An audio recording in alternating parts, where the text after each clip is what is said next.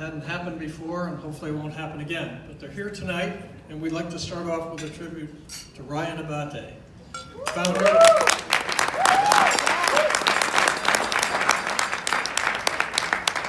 He is the founder of the West Coast agency Pacific Communications. Starting a healthcare agency on the West Coast isn't for the faint of heart, but Ryan built the agency from a handful of people to a 250-person organization with an impressive client list. Let's take a look.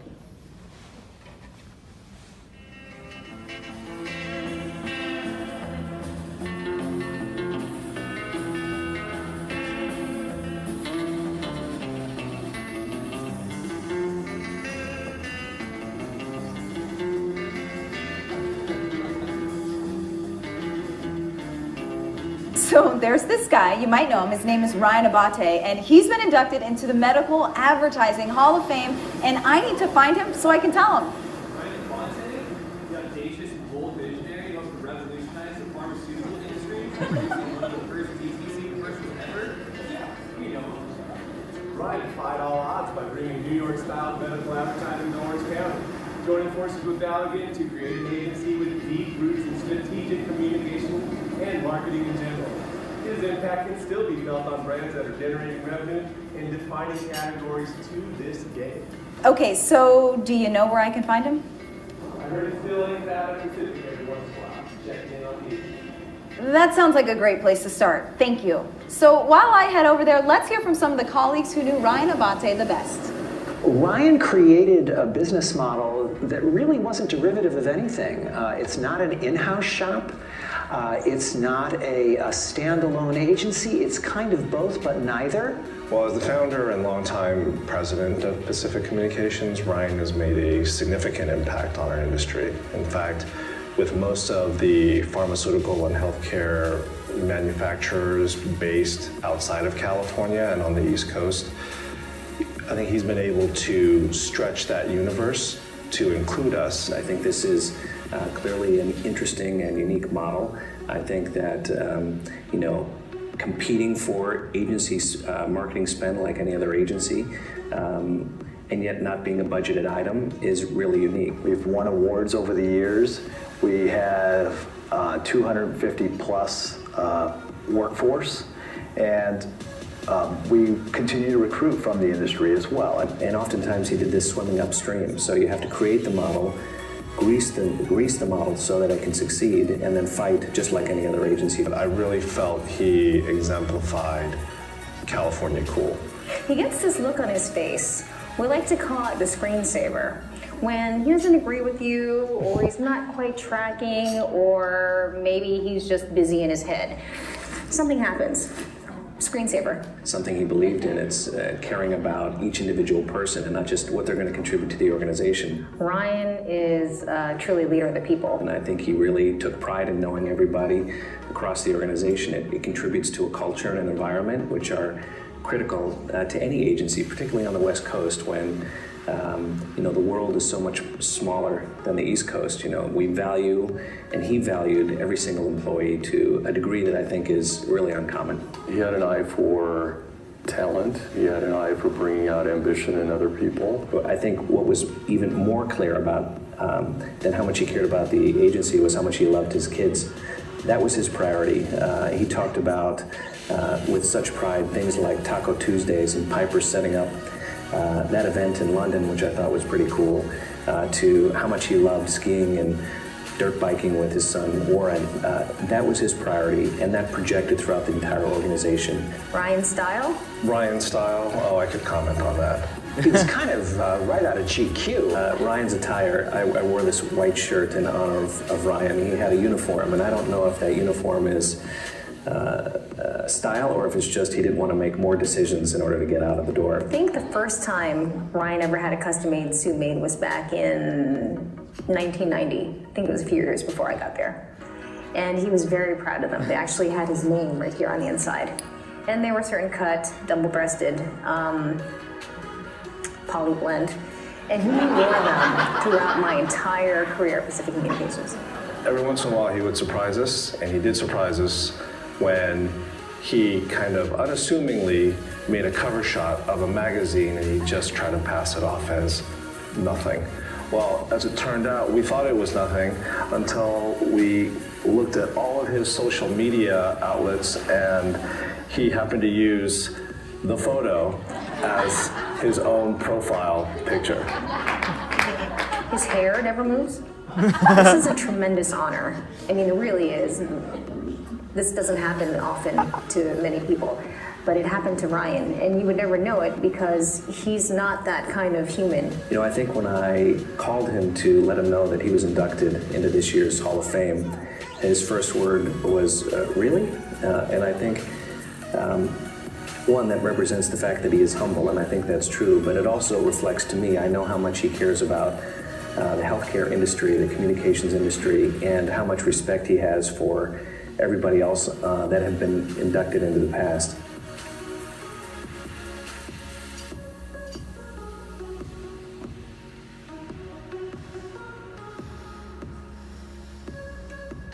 Hi, how are you? I've got great news for Ryan Abbate. Have you seen him?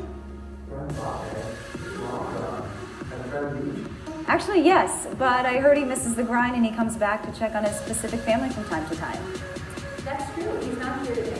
He's right where he belongs and what dresser is still care surrounded by the American college.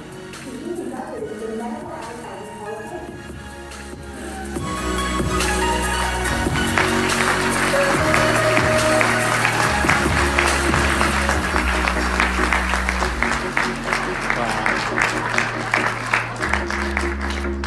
Ryan, please come on up and accept your award.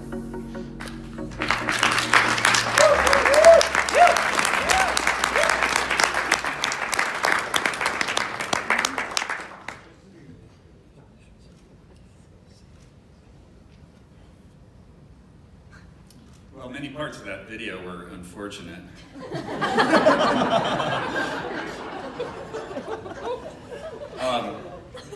Just so I don't forget anyone. So, it's always good to be here in New York. I grew up in Southern California, went to school in LA, had a business 25 miles from Los Angeles, and yet over my lifetime I've actually spent more time in Manhattan than I have LA. So it's always felt like a second home. But this is very surreal and a little terrifying.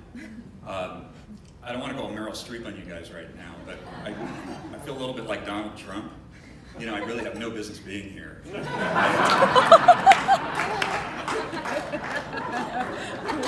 probably...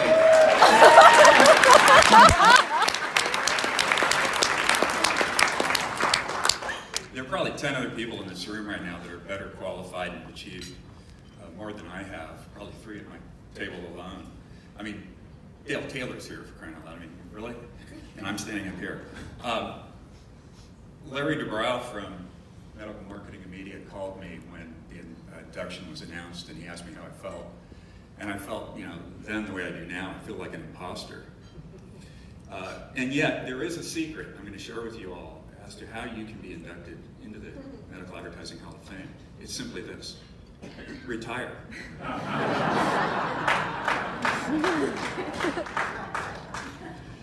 But in all seriousness, I am very happy to be here and accept this award on behalf of Pacific Communications, because that's what this is all about.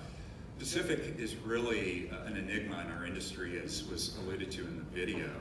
You know, we always felt like the Rodney Dangerfield of agencies. We couldn't get any respect because everybody believed that we somehow had an advantage in our new business efforts, especially obviously with Allergan, when in fact the opposite was true. We actually had to do more to get the same consideration. We had a higher hurdle rate for success. And out of that chip on our shoulder was born this amazing, high performance, very strategic, very creative, best practices agency that rivaled any in the industry. And really my role there was to do very little of the work and get most of the credit. And a couple of people that did do the work are here tonight. First of all, my creative partner, Peter Segal, who many of you probably know.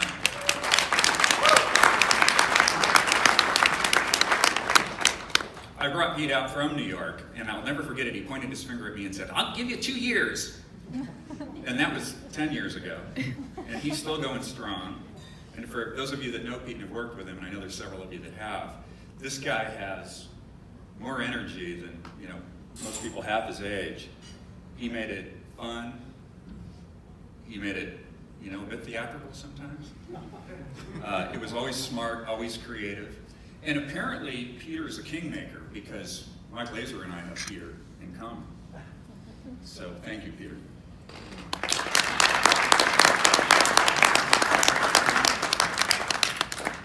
Craig Sullivan is here tonight, and I'm just going to say this about Craig Sullivan, because some of you know him as well. And this guy is just simply one of the best and brightest guys in our industry.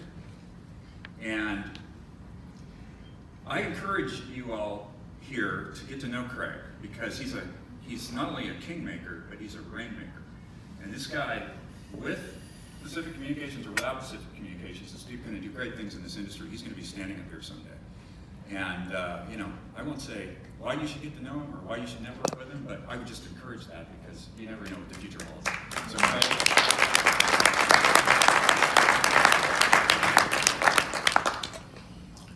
my friends and family are here tonight, and that's the greatest part of this. I'm sure you've all experienced talking to your family about what you do, and they have no idea what you do. I once told my young daughter that I worked in marketing, and she thought I worked at the grocery store.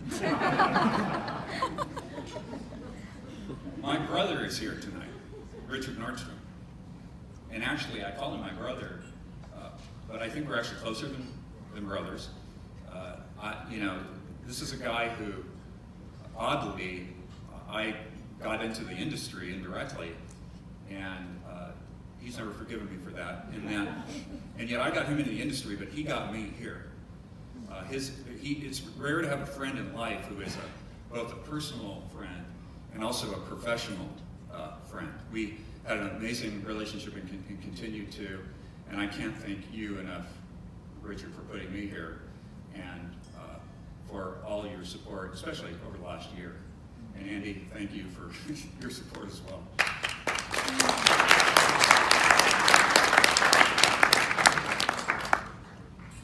About 3 years ago, something extraordinary happened to me, very unexpected.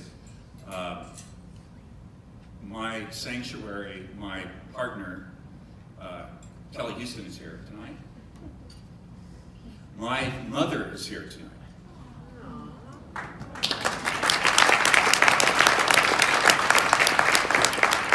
And I mean, how great is that? I can't even begin to tell you. It would take too much time, which I don't have, how important that is to me, because everything I am is because of her.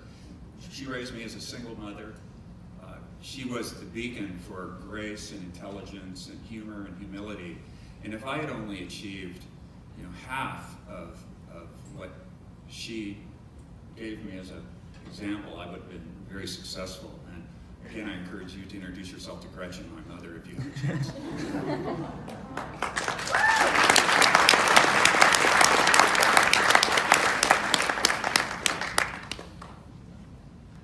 Finally, and more, and probably most importantly, my kids are here tonight, Warren and Piper, and I love to share this with them. It's been a long ride, and I really appreciate you guys accepting all of this. And I don't say it enough, but I love you guys, and I'm proud of you every day for what you've become. And I especially appreciate your acceptance over the last 3 years. I know it hasn't always been easy, so thank you. Love you.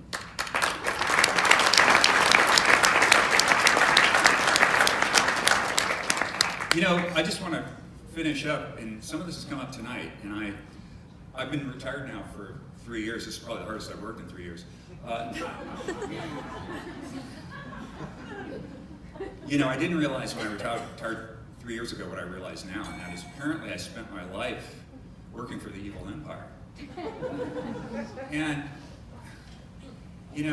it's hard to accept that. I mean, you go to cocktail parties, and I'm sure it's on the West Coast it's a little different than maybe on the East Coast, but everybody tells me so. Dinner parties, you read the papers, And it's hard to accept that when, in this age of a great deal of information but very few facts, we are held in this industry to this rigor of factual information, regulatory environments for everything we do, and yet we're vilified. And I would just encourage everybody here to be, arrogant and tell our story and defend our industry, because we really need to do that, because it's one of the greatest industries there is. I mean, we are not responsible for the opioid crisis. We're not responsible for the increase in healthcare costs. We're not responsible for the ED ads. Oh wait, actually, sorry. But I am very proud to have been a very small part of this industry. Thank you.